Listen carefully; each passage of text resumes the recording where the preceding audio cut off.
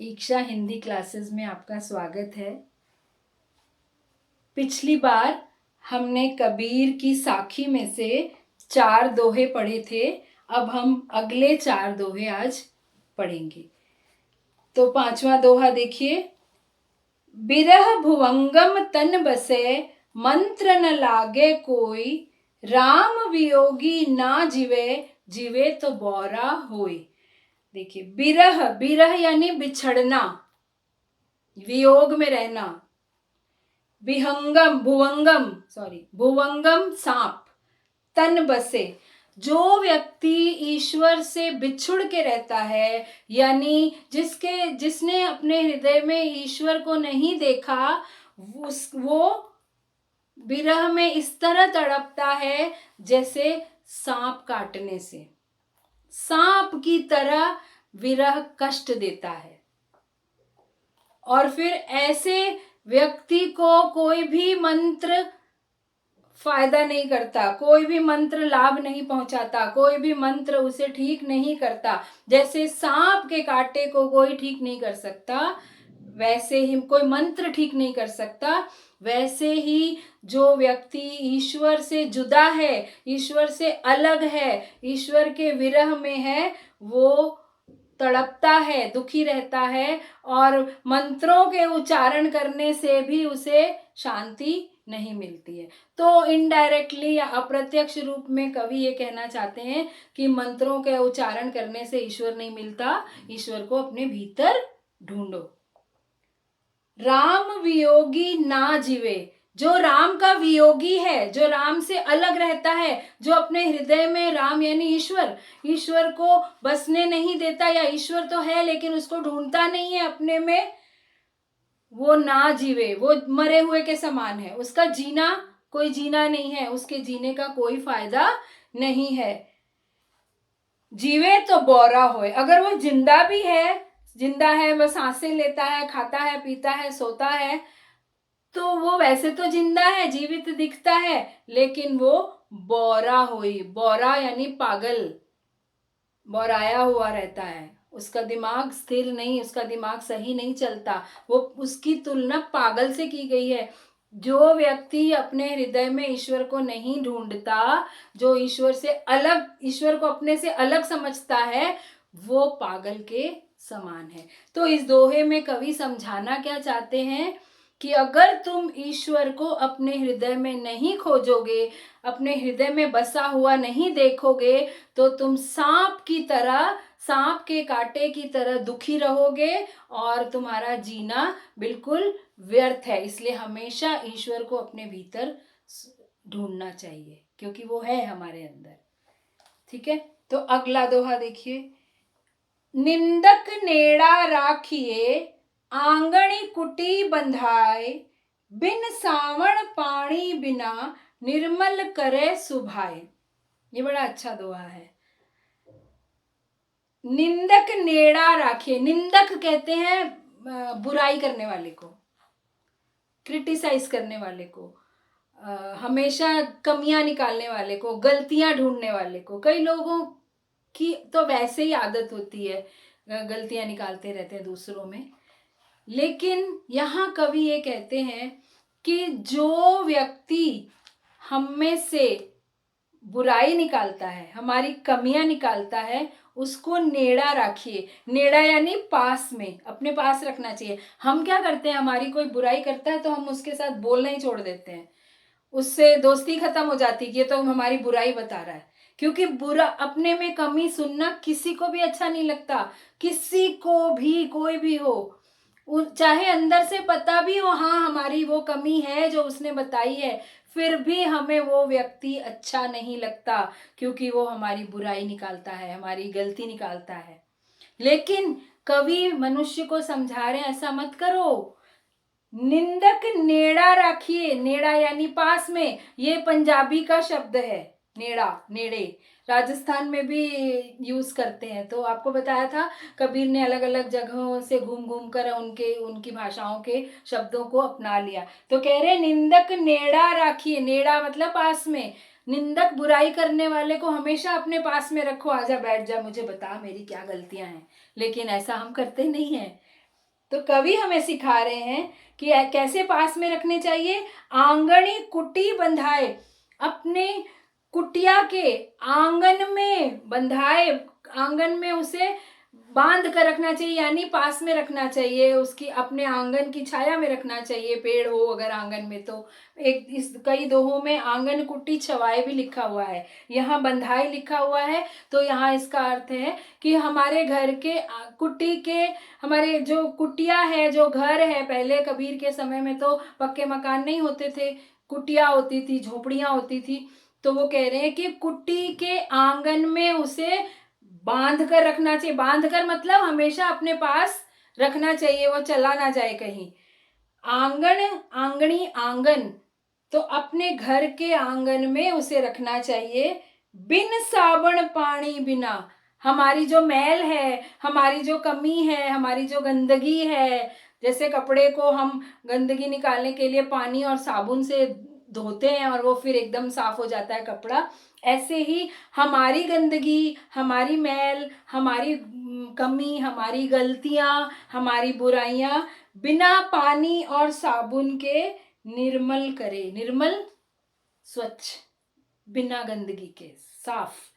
तो बिन साबुन, साबुन, पानी, पानी बिना निर्मल करे सुभाए, हमारे स्वभाव को, सुभाई स्वभाव को पवित्र कर देता है, निर्मल कर देता है। जब हम अपनी गलतियां मानने लग जाएं, जब हमारे में इतनी हिम्मत आ जाए कि हम अपनी गलतियों को सुन सकें, तब समझ लो हमारा स्वभाव बिल्कुल पवित्र है। जैसे ही गलती सुनी, बस खत्म, रिश्ता नाते सब खत्म, लड़ाई झगड़ा शुरू, वो सबसे बड़ा शत्रु। लेकिन ऐसा नहीं होना चाहिए। जो व्यक्ति हमें बुराइयां बताता है वो हमें सुधारना चाहता है, और अगर हमें वो कोई बताएगा ही नहीं तो हम तो सब कुछ सही मानकर वैसा ही गलत काम करते चलेंगे, कभी कभी सुधरेंगे ही नहीं।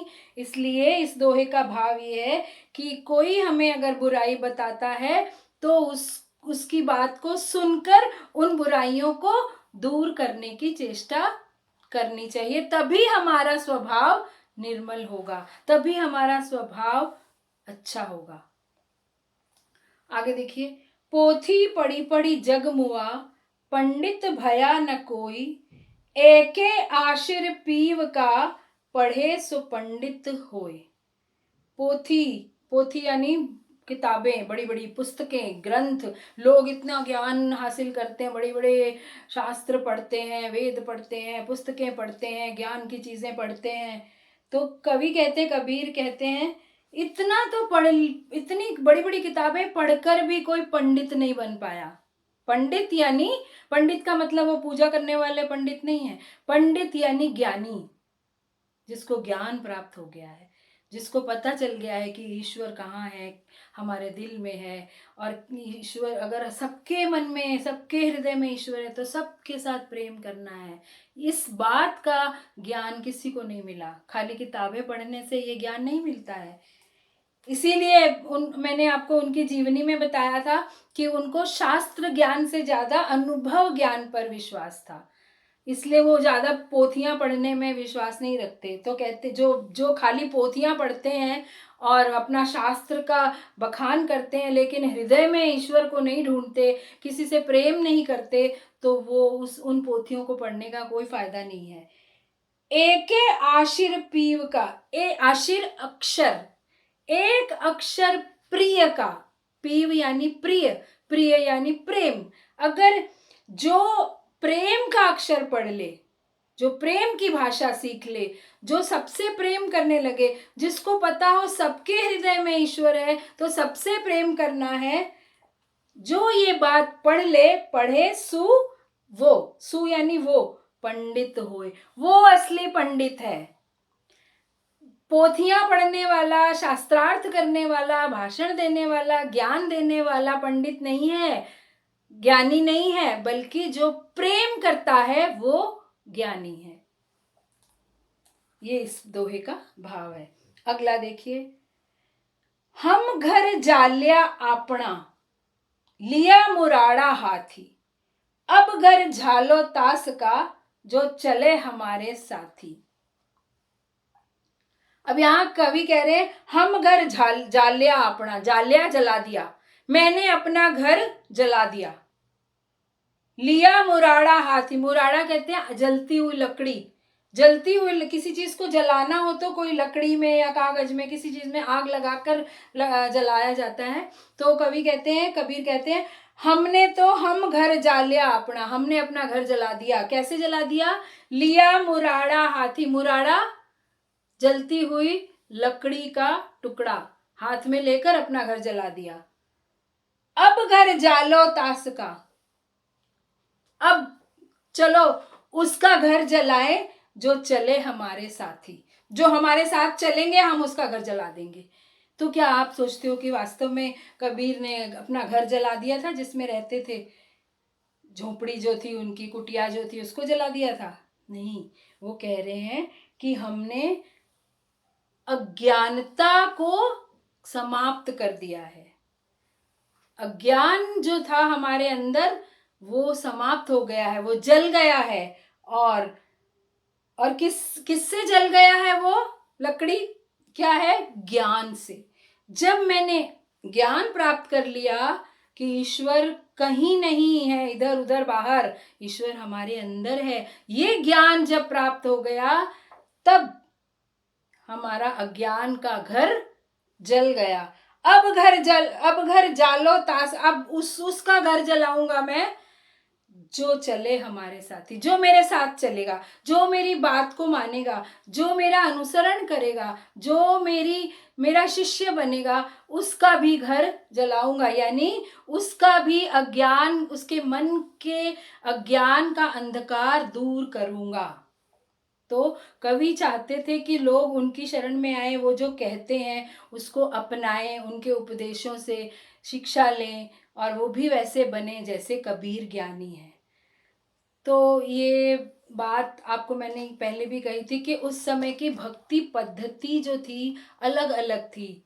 कोई ईश्वर के सगुण रूप को मानता था, कोई निर्गुण रूप को मानता था, कोई ज्ञान प्राप्त करके ईश्वर को पाने की कोशिश करता था, कोई ईश्वर को मन में बिठाकर प्रेम को पाकर प्रेम करके ईश्वर को पाने की कोशिश करता था। लेकिन कबीर का ये मानना था कि ज्ञान इस बात का जब हो जाए कि ईश्वर हमारे अंदर है तो सारा अज्ञान समाप्त हो जाता है, फिर दुनिया के कोई भ्रम नहीं रहते। तो ये दोहे समाप्त हो गए हैं साखी। आपको कोई भी समस्या हो या कुछ समझना हो तो कमेंट बॉक्स पे लिखिए, मैं उत्तर दूंगी, वीडियो बनाकर फिर से डालूंगी। और सब्सक्राइब भी कीजिए, अपने दोस्तों को बताइए। इसलिए सब्सक्राइब कीजिए कि जब भी अगली वीडियो मैं पोस्ट करूंगी तो आपको तुरंत सूचना मिल जाएगी कि मैंने नई वीडियो डाली है। और हमेशा खुश रहिए।